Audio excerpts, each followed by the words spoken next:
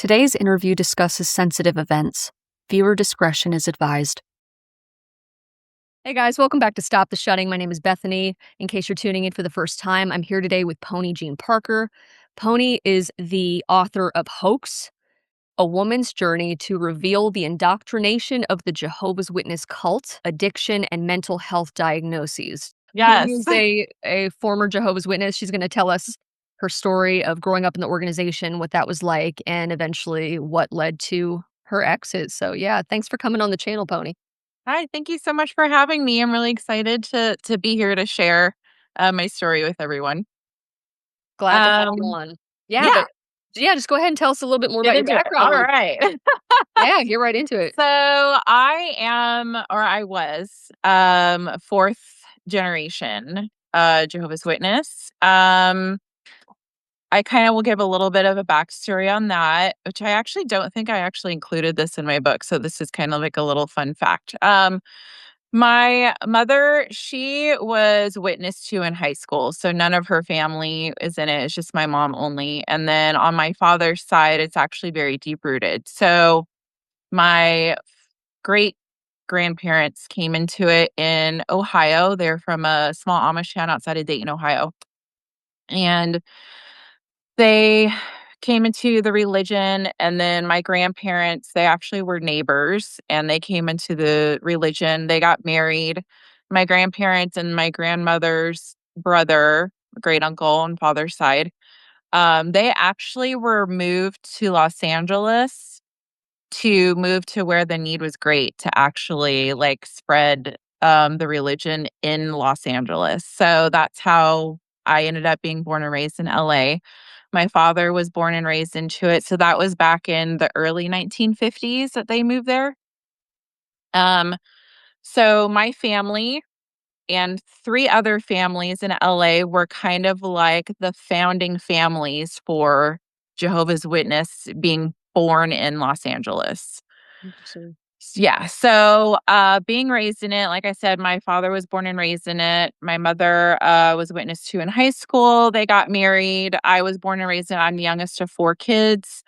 Um, so my entire life, growing up in it, my father was inactive, but he still forced and demanded all of us to go to all the meetings and go out in service and da da da. My grandfather, his father, his my grandfather was an elder. Um, and our family was very known in Los Angeles. So there was always this kind of like extra uh what's the word I'm looking for? Like there was a lot more pressure put on us Like to expectations Okay. because with our family name, it was a very well-known name within the city within Jehovah's Witnesses. So then it was like, oh, you're the grandchild of this. I don't like saying the family name that I was born with. Oh, you're a grandchild of this elder and this family, and you're this. So it was almost like in this weird twisted way, like we were J-Dub royalty in LA. So there was always this pressure and expectation of how we had to be and what we had to do and the rules we were following and blah, blah, blah. I grew up very strict.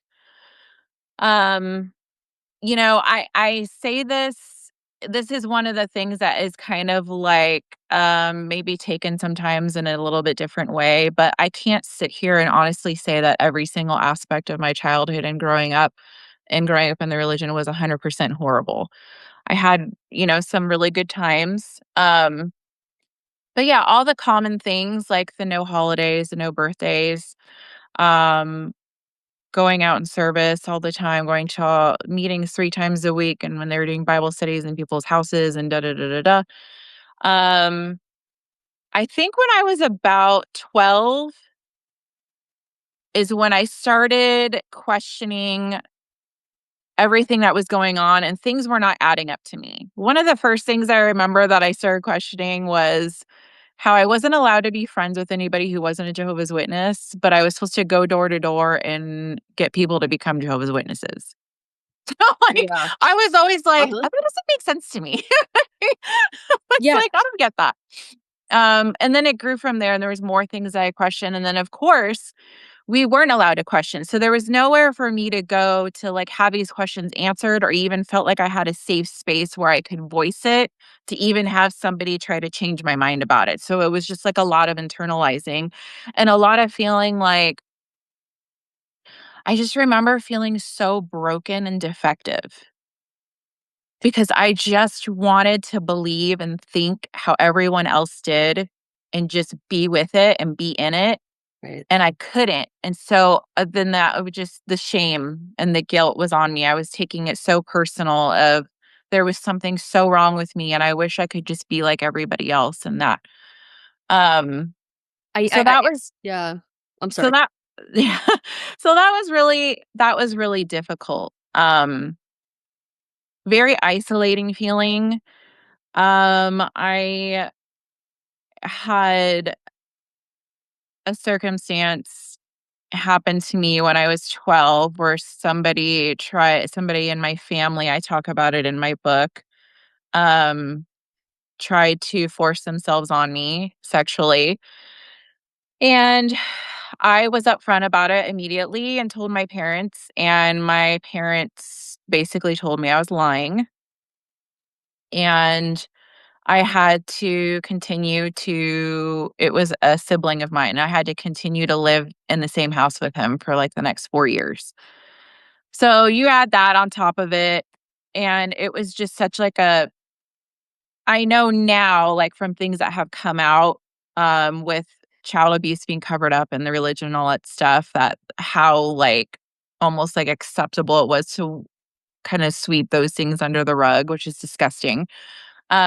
So yeah, that just kinda, like, furthered just, like, my isolated feeling and feeling like I didn't belong, feeling like I was defective, feeling like I was broken. I was internalizing and taking everything upon myself. That led to me as an older teenager being super rebellious. I definitely was the black sheep of my family and doing things I shouldn't be doing. Um, I got with my my children's father. His He was raised Jehovah's Witness as well, and his father was an elder. Um, we had premarital sex, we got caught, we ran off and got married, we eloped, he got disfellowshipped. I personally never got baptized.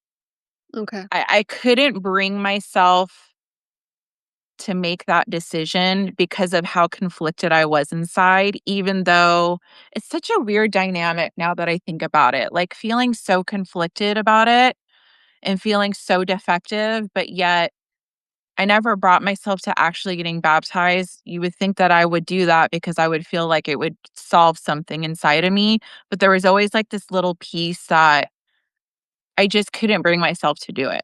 So then I lived with Yeah. kind of like the pressure of, my parents would get it, "What's wrong with your daughter? Because she's by the time you hit 16 when you're born and raised in it, like, everybody's baptized, right?" So then when that wasn't happening, it's like, "What's wrong with your daughter? What are you doing wrong in your family?" And then as I got older, it turned into me. "Why haven't you got baptized? What's wrong with you?" So there was, like, that different kind of pressure put on me of the expectation of, like, what happens when you're born and raised in it and whatnot. Um, I How think one of yeah. Go ahead. I'm sorry, no, that's so much good, background information. I appreciate that you are bringing up all these, describing what it's like because people who are watching this who are not familiar, they know Jehovah's Witnesses knock on doors, they on the periphery, they know witnesses, but they don't know what it does to a kid. Like, they don't know the insider culture per se, and so Mhm. they might think it's just going to church. Like, Right. it's just like church on Sunday, and yet you can be Mhm. whatever, cheerleader or on the football team, or you go to the school dance, like life is business as usual or life as usual, but, like, they don't understand. It's like, "No, no, no, your brain is indoctrinated and pumped Mhm. from birth."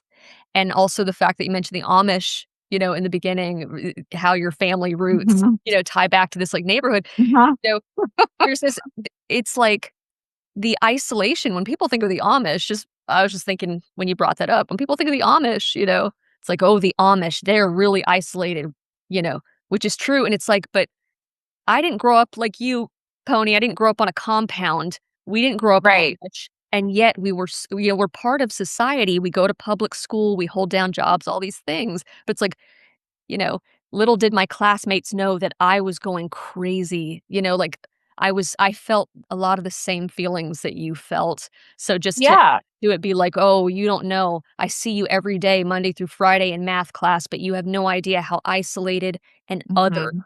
this you have this otherness as a child and the defective." I really appreciated you bringing that up because people don't know. It's like, "No, no, no, you don't understand. I don't just go to church on Sunday." Like, my worth as a person and getting love from my parents depends on Right. being a And Jehovah's Witness and following all these rules, so yeah. yeah. And that's kind of one of and I get everybody has different ideas of what a cult or a high control religion looks like. That's one of the most popular, like, first reactions I get from people when they learn of my story and they hear about me. They're like, "Oh, that's not a cult. They're nice." So, yeah. Hold my Cool. beer. I mean, Hold lots my of people beer. are nice. Like, I don't know what to tell you, but, Yeah. um yeah, and I even get some pushback because of the fact that I was born and raised in LA, and everyone's like, "Well, you were in LA, like, how hard No, they was don't they don't you get it. guys probably weren't even that serious about it," and da da and it's and No. touching on, like, the childhood aspect, yes, like, I think one of the more pivotal memories for me is I remember being, like, grade school. So I was in public school for only grade school, so middle school and high school, I was homeschooled. Okay. So that completely cut off my interactions with the world and people who so the only friendships and the only people I ever communicated with were when I went to a meeting of the congregation. That's it. So that further, like, gave the isolation and, like, the blinders and the indoctrination, right? But I remember being in grade school and being so upset, being, like, 7, 8 years old, thinking that all of my classmates were gonna die. Like, it's just such a traumatizing, like, indoctrination to lay upon a child's mind at that age when their brain is, like, at the peak of development for certain developmental things that are Psychotic! and you're feeding into us, like, the images of Armageddon and what's gonna happen if they're not Jehovah's Witness and they're gonna die this horrible death, and then you're, like, 7 years old, and you're like, I don't even know how to feel because then I'm just waiting for all of my friends to die, and then you think I remember one time I got Valentine's candy from a classmate, and I ate it, and then I was convinced that if Armageddon happened tonight, I was dying. So, Yeah. But the thing is, Pony, you're not paranoid. This isn't you aren't exaggerating this. no, Audience this isn't audience, I happening wanna to be me. clear. I wanna be clear, audience, Yeah, she's not exaggerating.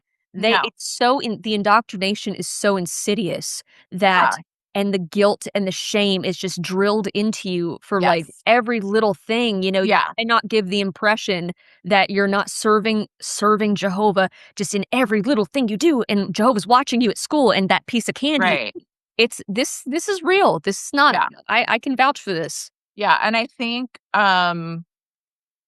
to add another layer on top of that is and I'm not trying to compare to people who are growing up in it now and then, but I mean, I was born in the '80s, the very early '80s, and I was a child in the '90s, blah, blah, blah, whatever. We didn't have the things at our fingertips that we have today. We didn't have all the I mean, we had basic internet, but we didn't have, like, this type of information and at our fingertips, so it was my home life, and then it was going to the meetings at the congregation. That was my exposure, and then things I could watch on TV, right? Which even then, that was like I don't even think we have cable, like, maybe we did, but, like, Right. I'm talking it sounds so ancient now. This is so long ago. Hey, I'm right there with you. You and I are close in age, 80s Yeah. baby, 90s kid, so yeah. Now it's so much there's so much at your fingertips and so much available and so much but back then it was just further fed into Okay. the indoctrination and the blinders because it was so limited as to what we were exposed to, right? Um, so yeah, that was I mean, gosh, that was looking back on, and it's so crazy sometimes I trip myself out thinking that it was stuff that I even believed, but then you have to think like, that's how I was born and raised, so Yeah, I but you're did not not know anything else, and you're not given you the know? option. Another thing Right. too, Yeah. you're not given the option to explore other bel this is something that always bothered me as a kid, it's like, how can I be convinced that it's the truth? Just if you say it enough times, it's the Mhm. truth. Okay, I guess your brain is just pumped with this information, but it's like it's not like, can I visit the local church, the local synagogue, and if I, like, to, Right. like, really Yeah. see what the quote truth is? So you don't have a choice as a kid. You're really isolated. Yeah. Yeah. So I just, that obviously set up very horrible coping mechanisms and people pleasing, right? Because then I built my life as I became an older teenager and then to young 20s. It was gaining approval, getting acceptance, and I did that with my parents. I did that with my friends. I did that with men. Like my whole life was centered around somebody approving and accepting me. And what version could I create of myself to make that happen? So it was never me 100% being able to feel like I could be myself and get that acceptance. It was depending on the audience in front of me, my parents, my friends, a man, Having a what shape. version. Yeah. So then I just spent most of my 20s living double, triple, quadruple lives, it feels like. I was this person in this way in front of this person and then this person and this, and it's so exhausting and you lose, yeah, like, I didn't even I can't even tell you that I even knew who I was at that point, and I was, like, a young mother. I had my first child at I was almost 19, I had my second one at 21, I was married. Um, And he would we and got you said and he was a witness? He was, yeah, he was born and raised, his Okay. father was an elder, and then we got divorced. So I was divorced at 22. My daughter was 6 months old when we got divorced. That was a whole other part of just the shame and all that being 22 years old, And and he got disfellowshipped, you said, he was disfellowshipped, which means excommunication in the Jehovah's Witnesses. right, so he Yeah. was disfellowshipped, which is why we ran off and eloped. 'Cause we were having premarital sex and we got caught. My best friend told on us to the elders. Why am I not surprised by this? That's how we got caught. And so then he got reinstated and then we got divorced and, I handed us a scriptural divorce. I didn't care at the time. Um, so yeah, then there was the shame and the guilt with that of being this divorced 22-year-old. So this was back in 2004? Yeah, 2004. So there was not I didn't know any other person who was divorced Yeah. at Oh, all. it's super common in the It's witness. super common now. I Super have to common. Yeah, Yeah, you're back in yeah. 2004, there was me and that's it. And it was very much like, the girl walking in with a scarlet letter every time I went to the congregation because Okay. I was living outside of the city I grew up in. So I was going to the congregation of my ex-husband and all his family. Oh, Wild times. Wild times, okay. girl. Okay, gotcha. Okay, so what happened after that? So your folks, did they shun you? How did they treat you after the whole So, it was a lot of, like, just very obvious denial. So, I spent all of my 20s going very in and out and living that double life. So, I was pretending to be a witness, but then, like, when I was in my own house doing my own thing, I was dating worldly guys and, like, I had worldly friends or whatever worldly. So, a lot of it was just my mom was just kind of pretending like it wasn't happening. So, there was still a lot of acceptance and a lot of, like, I feel like, a lot of Jehovah's Witnesses do this because they feel like you're still savable, so they're gonna keep that little tie and still Yep, talk to you and not shun you yet because they feel like they still have a grasp there's and they can, still like, hope. they can still save you. So, Yeah, there's still hope for you yeah. unless you disassociate Or were you, Right. like, just yeah, exactly. Yeah. Yeah. So I did a lot of that double life for basically all of my 20s. I ended up getting remarried again when I was 25 to another Jehovah's Witness. And we literally got married because he was baptized and I wasn't, and everyone had a problem with it. So we literally went and got married so everyone would leave us alone, which is not a great reason to get married, but that's what we did. Being a Jehovah's Witness, there's, like, a series of ch quote, "choices" that are just, like, you doing what Yeah. you gotta do, kinda like you don't your brain is so messed up, and Yeah. you just kinda do what you gotta do at the time. Right. So that marriage only lasted about a year and a half because I realized in hindsight, I was just forcing myself to play this role of this submissive Jehovah's Witness wife and this good Jehovah's Witness. And I was dying inside because I was not being myself. And I was a miserable person to be married to because of it. Like I take a lot of accountability for that. Um, I appreciate the self-awareness. yeah. But also too, it's like, there's plenty of stay-at-home moms and people who get married and they're fine, everything, but, like, people don't understand Jehovah's Witness world. Like, that highly conservative, submissive, Yes. I hear what you're saying. Yes, and I that's just very not my vibe. No. I don't anybody who knows me and who knows about the book and has followed me and stuff and can they know as well already. So, Yeah, um, no ju yeah, so you get no judgment here because being a Jehovah's Witness wife is a different level. yeah. Yeah, yeah, yeah. So, what ended up happening after that, we get divorced and that it was also, like, at the fall of, like none of this really matters, but it was the fall of kind of like, all the banks were buying each other, and it was 2008, 2009. It was, like, a really horrible time economically, and I lost my job. I was working at a bank, and, they had these programs out where you could go back to school to be trained to do something different, and they would pay your unemployment the whole time you were in training. So they actually had a cosmetology program. So I've always wanted to do hair, but I was a mom so young and then became a single mom so young, I had to work. I couldn't, like, go back to school and, like, do that. So I had took the opportunity. I started doing hair, which was, like, my true passion, and that's honestly what really started to make those final dents in what was happening to make me want to, like, leave completely.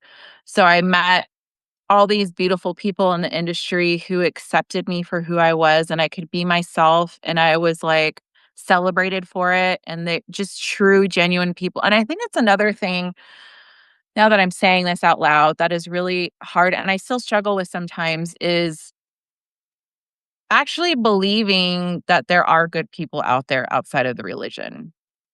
And I still struggle with that sometimes. Like, there's times where I've gone on vacation with people, like friends I have now, and we're like away from our homes. So we're like somewhere on vacation. And I have a slight panic of, I'm with bad people right now.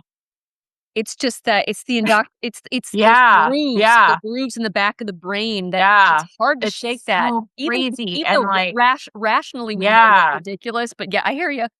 And almost immediately, as soon as that thought forms, I immediately recover and realize, what's happening, but it's just so crazy that that still to this day is, like, a thing for me. But that was really, like, what shifted it for me, where I was like, "Wow, I have all these beautiful, amazing friendships." By the way, the majority of those people in that scenario I just described, of these friendships I formed, are still my friends today. So there wasn't just, like, people I met like, they're, like, true core people in my life. Um, I really got the taste of, like, God, I could just, like, be me, and it's so beautiful and acceptable, and, like and I have these friendships that are so loving and caring and supportive, and that gave me the strength to finally do it and go, right? Ah, okay. So, I think that was the final piece that I needed. We're I not was used you weren't used to unconditional love. We're not taught unconditional love No, as no, and I just I was so exhausted from pretending to be 3 different people, depending who I was talking to. It was horrible. I had a very strong addiction to alcohol. I had started drinking when I was 13 with my dad. Um, so I was using that to cope with everything. So I was just, like, a drunk all the time, and it was fun. Like, I don't mean that seriously, but it worked. It doesn't work long term, but at the time, it worked for what I needed it to You did work what for, you had right? to do at the time. Yeah. And somebody So might disagree with me saying that, but, there's sometimes you don't understand what people are going through or know what people are right. going through. Yeah. Yeah, so I ended up making the decision to leave. I moved here to Las Vegas, which is where I currently reside. Moved to Las Vegas because I was a single mom and I wanted to make better money to take care of my children. I was struggling in LA. LA is expensive. So I moved here and I was in the middle of renegotiating custody of our children with their father in court. Doing it the legal way because we had it set up in our divorce plan and all that stuff. And my entire family, his entire family, all these people connected to us. He is remarried. He had a wife at the time, etc. All went to court behind my back without me knowing. I showed up for a hearing to decide custody, and I sat there and listened to everybody testify about how horrible of a person I was and how I was an unfit mother. And I'd never been in trouble. I had never been arrested. I had always had my children under a roof. Like, I had not done anything wrong. I was battling with addiction, with alcohol for sure, but it was not something that I involved my children with at the time. Um, and the judge looked at me and I said all those things to him. The judge looked at me and said, "Well, if everybody in your life is saying it's true, then it must be true." And he stripped me of all custody of my children. And that was at the same time that I learned that my family wanted nothing to do with me. So, at the same day, at the same time, blindsided, I lost my children. I lost everybody in my family. I lost everything. And I was living in a brand new city that I didn't know anyone. It was a very humbling experience. Um, I'll tell you that. I am really sorry that that happened to you. Yeah. It's reprehensible, but Yeah. that is the ugly side. I've often said on my channel that there are good Jehovah's Witnesses who are just trapped, like, they're Absolutely. but Yes. but also they are notorious Mhm. for when it comes to court proceedings and Mhm. custody, and Yeah. CSA cases where they will, without getting too much into that, just, they won't support the victim. It's all reputation and image, Mhm. and there's the good Jehovah's Witnesses, and then there's the insufferable ones, and Yeah. I am sorry that you went through that, and, absolutely reprehensible. What happened? Yeah. Did you ever when was the last or the next time that you got to see your children? So from there, it just started like a real hard deep dive into the alcohol addiction and things got really, really bad. I was here in Vegas for about 4 years and then I decided to move to Nashville. I went to Nashville. It continued. Um, really horrible relationships with men and people in general. And just my mental health was awful. Like I don't wish those times on like my worst enemy. Like I don't know how to explain to somebody just the severity of what it does to your mind when your own parents discard you when they're just innately supposed to be there and accept you and want to be with you because they birthed you and they created you. It's just such a deep dark place that I don't know how else to word it. It's awful. Well, Um that's why I wanted you on. yeah. Because you are the proof. You are the proof, Yeah. and that's why I started this channel, because people really It's don't understand what shunning. They think it's the Amish, or they don't get it. They think it's like you have an yeah. awkward dinner conversation and kind of a strained relationship. It's like, "No, no, no, you don't understand. You are discarded like garbage." Yeah, and I And was you thinking like, yeah. about this, like, yesterday, actually. Like, one of the things that I miss the most is, like, I don't have anybody in my life that I can reminisce with about when I was younger and, like, talk about fun memories. And I know that sounds like such a small thing, but it's such, like, a big thing in a way. Like, I don't everyone in my life has Well only known me the last, like, 14 years. well, So, like, your childhood was literally stolen from you. yeah, and it's just, like, You those didn't have a little things chance like to have those that. little Yeah. Just, like, little things like that are so things you don't think about that are just so impactful, right? And so we went down a deep, dark road. I ended up I've survived multiple suicide attempts. Um, the alcohol addiction just further and further and furthered. The last time I attempted, I actually ended up in a mental hospital for 2 weeks, almost 2.5 weeks. And then from there, I went to rehab for 32 days. And I came out of rehab in January of 2020.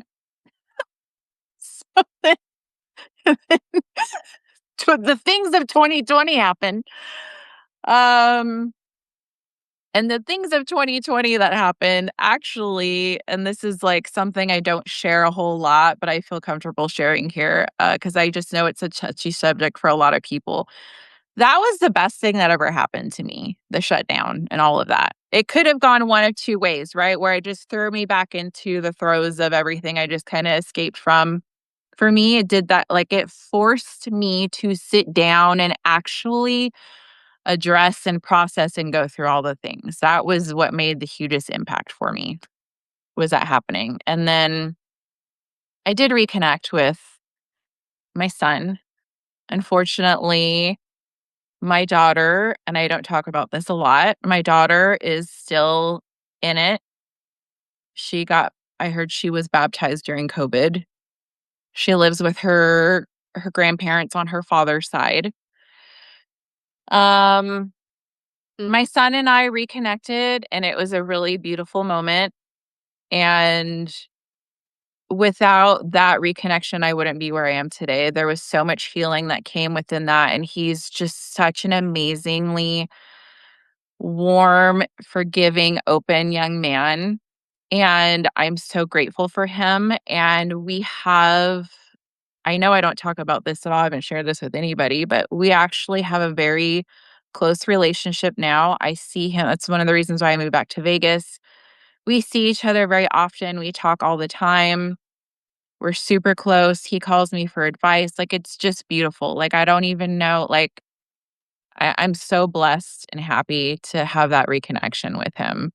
And him and I think he realizes now kind of what happened, 'cause he was, I think, 12 when I lost him.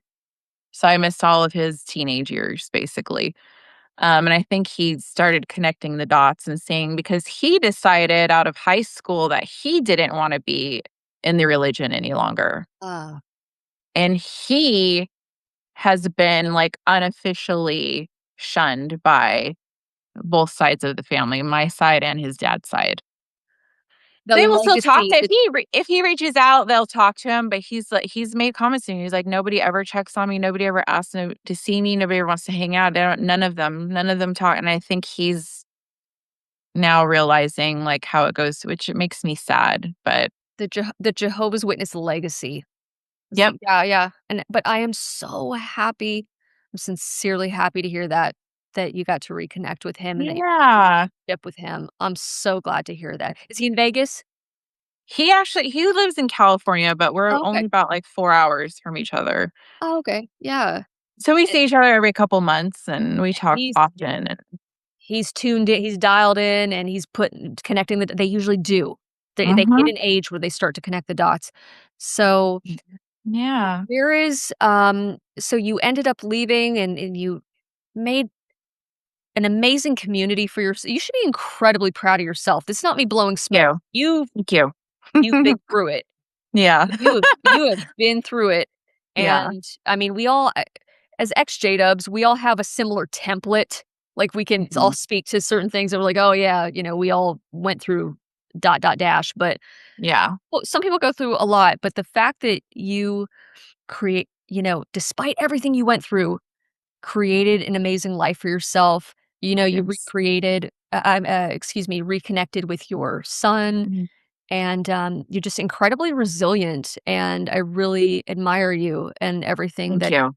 it's just true. Everything you've been Yeah. able to achieve and pull yourself up despite Mhm. despite your own parents discarding you, and going through that with the congregation and the custody and everything. But Yeah. immensely proud of you, Pony.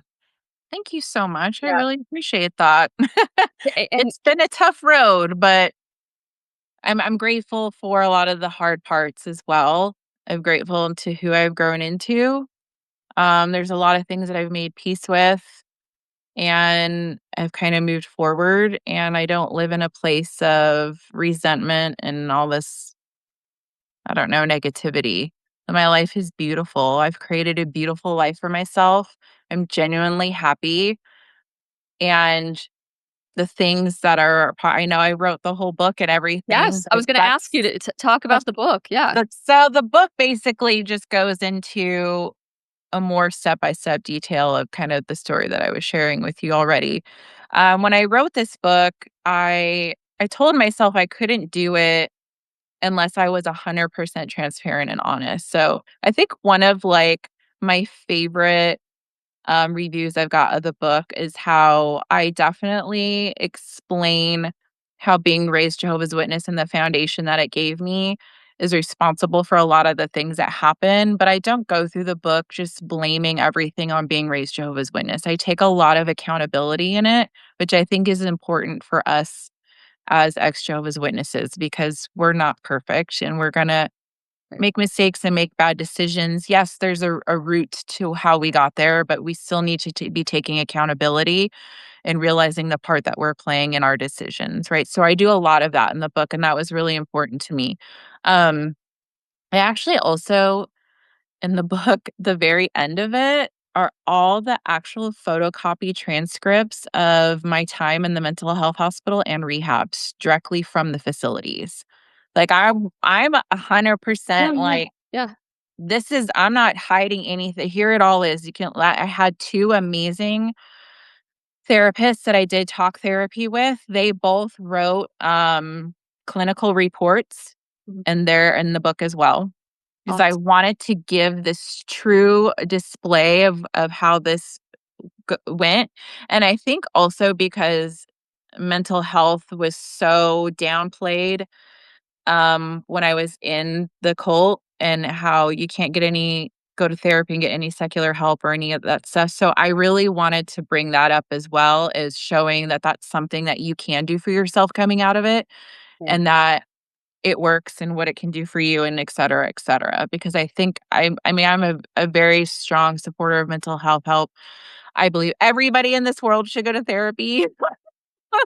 So Yeah. especially those of us that have left, or are leaving any other high control religion. So I have all of that in there because I want you to see like the potential of like therapy isn't scary and getting this help Yeah. doesn't make you weak and like it's really like just the changes that it made for me in going through all of that. So that's Love it. basically what that is. And it ends with me and my son meeting again for the first time. And that's how so it ends on like a really good note. But yeah, it's I I find it I really appreciate you talking about that because I've mentioned in my other 2 books also about therapy and how going to therapy helped me, but I had to go through a couple people to find one totally. to find Mhm. one that was, the most effective. There were other nice, I mean, I'm just putting that in quotes, nice therapists, but I didn't Sure. really feel like I was getting anything out of it, until I found somebody who I felt like was giving me effective, feedback or constructive tools. Um, but also too, what I think makes you unique, well, a lot of things, but what I specifically in regards to the therapy portion is Mhm. that I think there's also a tendency, just generally speaking, a tendency to think of therapy, not to think of therapy this way, but therapy can just enable people.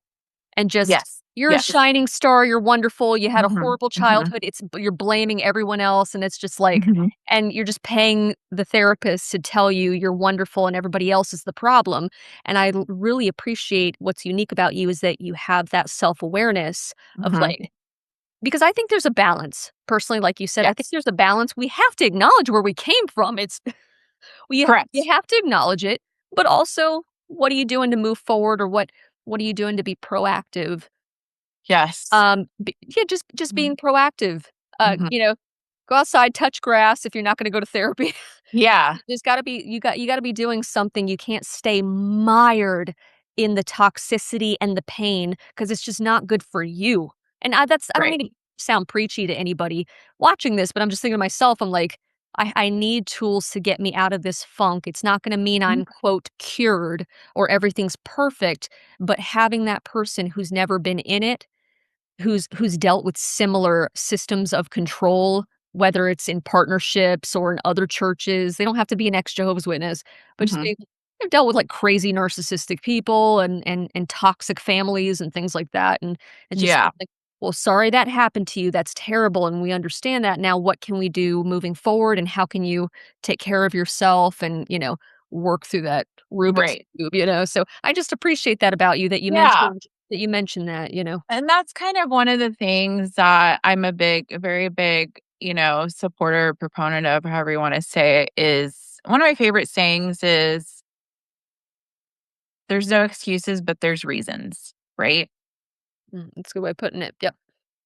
Yeah, it's a good I way of live by that. No excuse. There are no excuses, but there are reasons. That doesn't mean like you're completely void of any type of like bad behavior or having like unhealthy coping mechanism and how you react or whatever.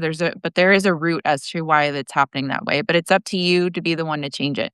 So that's one of the biggest things with um I can only speak for ex Jehovah's Witness community because that is the cult that I was in, but I'm sure this parallels across all the others, right? Um, yes, the horrible things happen to us. Nobody's downplaying that. Nobody's taking that away from us. But the longer that you sit in it and don't get the help for yourself and don't try to make something different from your life, which, by the way, this may sound harsh, but the only person that can do that is you. People cannot do it for you. But by like you're if you don't make those changes to try to help yourself and try to build a new life and a healthier life for yourself, then you are even though you're not in it anymore, you're still in it, by the way. Newsflash, you're still in it because you're still allowing the indoctrination and everything that they've done to you is still controlling your life. So even if you've disassociated, even if you've been disfellowshipped, even if you don't talk to any of them anymore, sorry, you're still in it. right.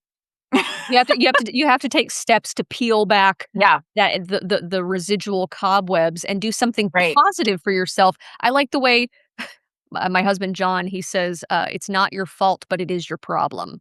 Yeah, like, No, we it's are not your fault all what happened to you, but it is your problem to tackle yes, and address. Address it and figure out a way to right, move forward and do something positive right, with your life. It doesn't mean it disappears automatically, but you gotta figure out some positive coping mechanisms. right, and which, Yeah. by the way, like, I can tell you, my life isn't perfect, nobody's life is ever gonna be perfect, I'm never gonna be healed. I Yeah, yeah, talk about that in the book too. I spent many years, like, fighting and going for, like, the treatment and the therapy and the this and then that was finally gonna heal me so then I would be done. That's never gonna happen, by the way, and that's fine, but, like, I'm sitting here right now for anybody who's listening to this and going through something similar. My life is so beautiful and what I have created, and it is absolutely 1000% attainable to anybody else watching this. But you have to do it. You have to want this for yourself.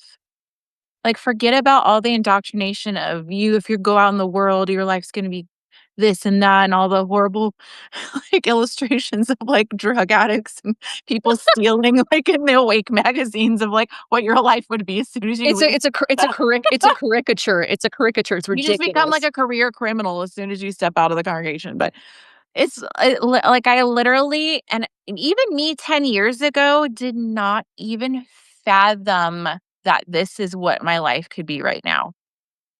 And I'm telling you, as somebody who's living it, it's absolutely available and attainable to you, but you have to be the one that puts in the work, and you have to be the one that wants different for yourself.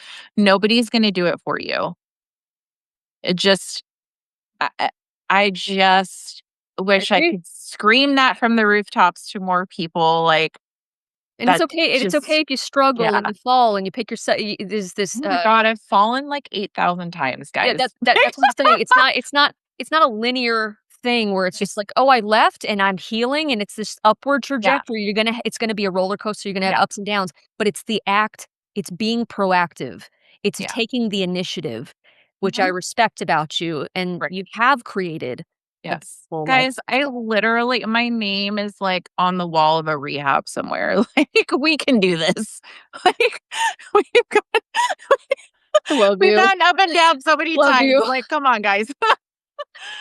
Oh, I mean, I use humor for a lot, but it's true. Like, it just have we met? I Yet know. yet? I So promise you, you get down, you get back up. You can do it. Like, I've done it a lot of times. But right. it's really such a beautiful life on the other side, and yeah, I say if you just want kinda, and I'm not shaming anybody else's story or book, we all have great stories and great books, different. Right.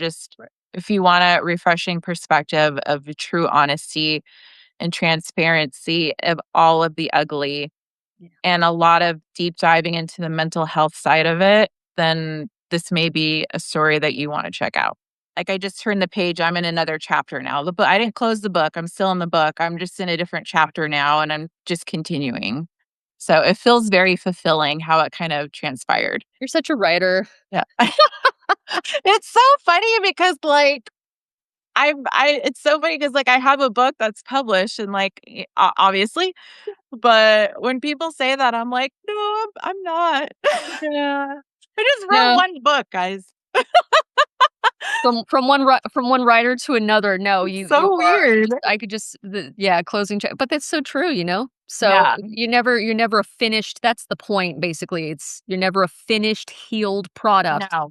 but you have taken proactive steps Yes. and engaged in positive coping mechanisms and done a lot of Yeah. self-reflection and humor and just and it's paid off for you, and I'm just extremely happy for you and Thank that you. just true, and that you got to reconnect with your son, and yeah, Yeah. thank you so much for coming on the channel today. Of course. I was so excited. Absolutely. I've been wanting to do this for a while and just I'm finally got to arrange it, Yeah. so, I'm glad um this worked out. Happy to share. So yeah, and so where can, the audience find you? Like, so I I'll leave have links to your book. yeah, so I have my book is available on Amazon and Barnes& and Noble. It's available in a hardcover, paperback, and actually Kindle version as well.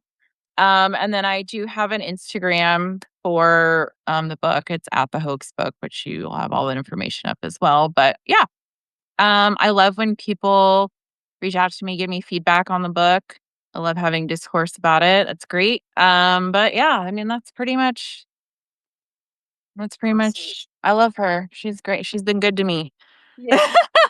Well, I'm so happy for you that this for the success of the book and for your Aw, life in general, and yeah, thank you so much for your, being candid and just a genuine person thank you. and being willing to come on the channel today. Really appreciate it. I know a lot of people are gonna be able to, benefit from your story and just will really appreciate seeing you today, so I appreciate that. Thank you so much. yeah, okay. So if you guys enjoyed this interview, like, share, subscribe, share it with somebody you think, can benefit from it, from Pony's story, and, I will leave links to her book in and her Instagram as well in the bio below, and I hope you guys tune in for the next interview. Pony, thank you again so much for coming on. Thank you. Bye. Bye.